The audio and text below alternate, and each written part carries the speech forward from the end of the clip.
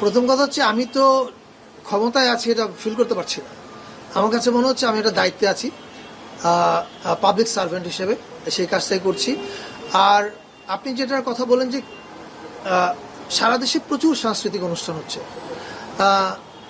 ফলে শিল্প সাহিত্য বন্ধ হয়ে যাচ্ছে, এই প্রোপাগান্ডা যেটা ছড়ানোর চেষ্টা করা হচ্ছে এটা ঠিক না।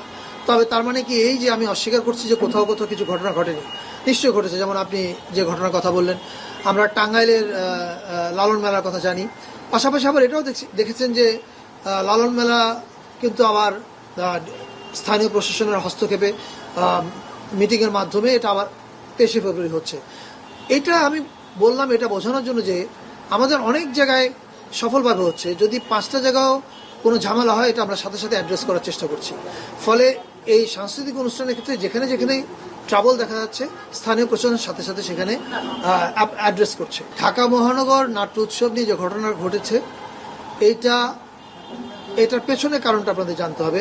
নাট্যকর্মীদেরই মধ্যে একটা অংশ তারা দীর্ঘদিন ধরে মহিলা সমিতি কর্তৃপক্ষের কাছে গিয়ে বলেছে যে উৎসবের আড়ালে একদল ফ্যাসিস্টের দোসর এক হচ্ছে, যারা জুলাই আগস্টেও ছাত্র হত্যার পক্ষে বিবৃতি দিয়েছে এবং ছাত্র হত্যা উস্কানি দিয়েছে। ফলে ওই নাট্যকর্মীরা দাবি জানিয়েছে যে শিল্পের স্বাধীনতার আড়ালে এদের বিচারের আগে এরা যেন এখানে না আসে। এটা তাদের দাবি। এখানে মহিলা সমিতির এটার সঙ্গে সরকারের সম্পর্ক নাই, এটার সঙ্গে কোনো কোনো বিশেষ সম্প্রদায় কোনো গোষ্ঠীর সঙ্গে জড়িত না। নাট্যকর্মীদেরই মধ্যে একটা অংশ এদের বিচার চেয়েছে এবং তার পরিপ্রেক্ষিতে মহিলা সমিতি তাদের বরাদ্দ বাতিল করেছে। এবং মহিলা সমিতিতে বরাদ্দ দেয়া এবং বাতিল করা এটা দুইটার একটার সঙ্গে সরকারের কোনো সম্পর্ক নেই।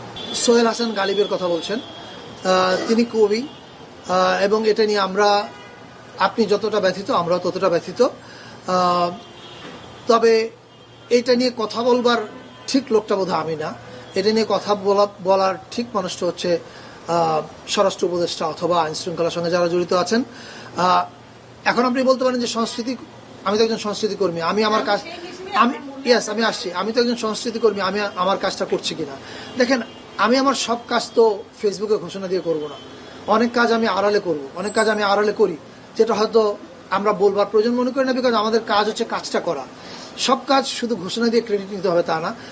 আমরা নিশ্চয়ই আমাদের কাজটা পেছন থেকে অনেক ক্ষেত্রে যেমন করছি এক্ষেত্রে করছি। সোশ্যাল মিডিয়ায় অনেক কথা অনেকে বলবে, সব আচ্ছা আমি শেষ করি। সোশ্যাল মিডিয়া অনেক কথা বলবে, প্রত্যেকটা কথার উত্তর তো আর আমরা দিতে পারি না রাষ্ট্রের একটা দায়িত্বপূর্ণ জায়গা থেকে। পহেলা বৈশাখ বাঙালির একটা বড় উৎসব।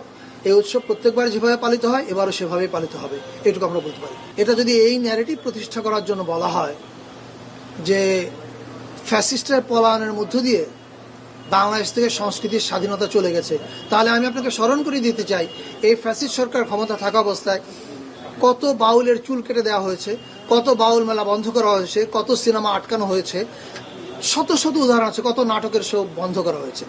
ফলে আমাদের এখন যেই দুই একটা ঘটনা ঘটছে এইটাকে কেউ ব্লো আপ করে বলতে চাচ্ছেন যে দেশে সংস্কৃতি চর্চা বন্ধ হয়ে গেছে। আমি তাদের প্রতি বিনীত অনুরোধ জানাবো, আপনারা খেয়াল করে দেখেন যে কি পরিমাণ সাংস্কৃতিক অনুষ্ঠান হচ্ছে।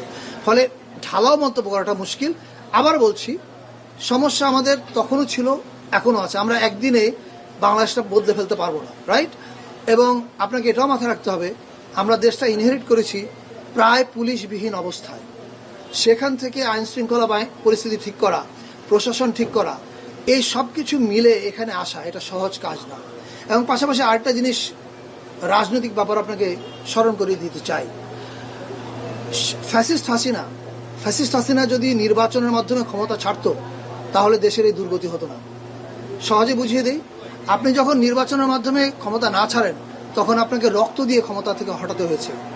যে মানুষগুলো যে কোনো পৃথিবীর বড় অভ্যুত্থান বা বিপ্লবের পরে যখন রক্ত দিয়ে কাউকে ক্ষমতা থেকে সরাতে হয়, যারা রক্ত দেয় ওই বিপ্লব পরবর্তী সময় একটা উত্তেজনা কাজ করে। এটাকে স্তীমিত করতে হলে একটু সময় দিতে হয়। সেই সময়টা আমরা গঠনমূলকভাবে পার করার চেষ্টা করছি, এটুকু বলতে পারি। Thank you.